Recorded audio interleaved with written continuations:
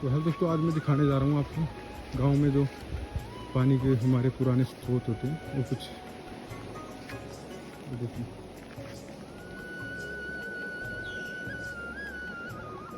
इसका पानी बहुत ही गांव में बहुत ही शुद्ध और बिल्कुल सही माना जाता है और ये पीने में भी बहुत ठंडा और स्वादिष्ट होता है।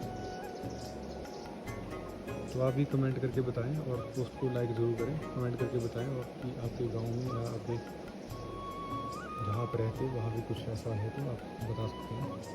धन्यवाद।